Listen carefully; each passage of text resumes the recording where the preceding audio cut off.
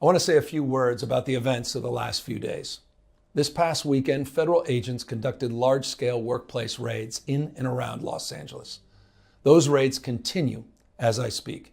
California is no stranger to immigration enforcement, but instead of focusing on undocumented immigrants with serious criminal records and people with final deportation orders, a strategy both parties have long supported, this administration is pushing mass deportations, indiscriminately targeting hardworking immigrant families, regardless of their roots or risk. What's happening right now is very different than anything we've seen before. On Saturday morning, when federal agents jumped out of an unmarked van near a Home Depot parking lot, they began grabbing people, a deliberate targeting of a heavily Latino suburb. A similar scene played out when a clothing company was raided downtown. In other actions, a U.S. citizen, 9 months pregnant, was arrested. A 4-year-old girl taken. Families separated. Friends quite literally disappearing. In response, everyday Angelenos came out to exercise their constitutional right to free speech and assembly, to protest their government's actions. In turn, the state of California and the city and county of Los Angeles sent our police officers to help keep the peace. And with some exceptions, they were successful. Like many states, California is no stranger to this sort of unrest. We manage it regularly and with our own law enforcement.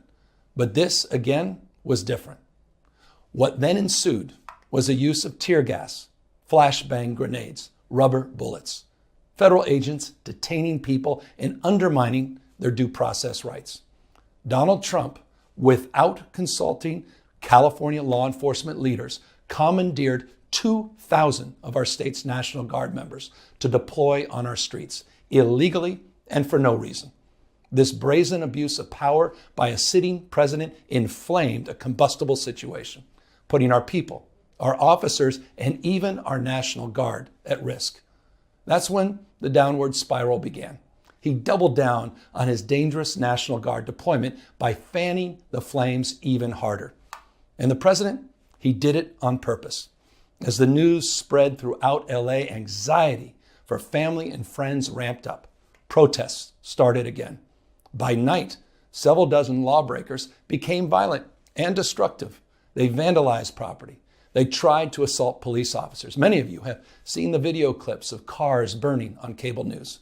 If you incite violence, I want to be clear about this. If you incite violence or destroy our communities, you're going to be held to account. That kind of criminal behavior will not be tolerated. Full stop. Already more than 220 people have been arrested, and we're reviewing tapes to build additional cases, and people will be prosecuted to the fullest extent of the law. Again, thanks to our law enforcement officers and the majority of Angelenos who protested peacefully, the situation was winding down and was concentrated in just a few square blocks downtown. But that's not what Donald Trump wanted. He again chose escalation. He chose more force. He chose theatrics over public safety. He federalized another 2,000 Guard members. He deployed more than 700 active U.S. Marines. These are the men and women trained for foreign combat, not domestic law enforcement. We honor their service. We honor their bravery. But we do not want our streets militarized by our own armed forces. Not in LA, not in California, not anywhere. We're seeing unmarked cars in school parking lots, kids afraid of attending their own graduation. Trump is pulling a military dragnet all across Los Angeles, well beyond his stated intent to just go after violent and serious criminals. His agents are arresting dishwashers, gardeners, day laborers, and seamstresses. That's just weakness masquerading as strength. Donald Trump's government isn't protecting our communities. They're traumatizing our communities. And that seems to be the entire point. California will keep fighting. We'll keep fighting on behalf of our people, all of our people, including in the courts. Just yesterday, we filed a legal challenge to Donald Trump's reckless deployment of American troops to a major American city. Today, We sought an emergency court order to stop the use of the American military to engage in law enforcement activities across Los Angeles. If some of us could be snatched off the streets without a warrant, based only on suspicion or skin color, then none of us are safe. Authoritarian regimes begin by targeting people who are least able to defend themselves, but they do not stop there. Trump and his loyalists, they thrive on division because it allows them to take more power and exert even more control. And by the way, Trump, he's not opposed to lawlessness and violence as long as it serves him. What more evidence do we need than January 6th?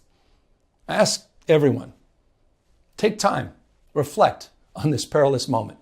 A president who wants to be bound by no law or constitution, perpetuating a unified assault on American traditions.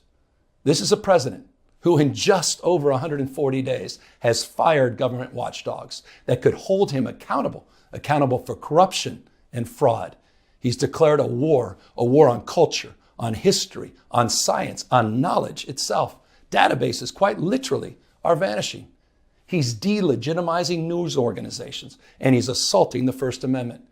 And the threat of defunding them, at threat, he's dictating what universities themselves can teach. He's targeting law firms and the judicial branch that are the foundations of an orderly and civil society. He's calling for a sitting governor to be arrested for no other reason than to, in his own words, for getting elected.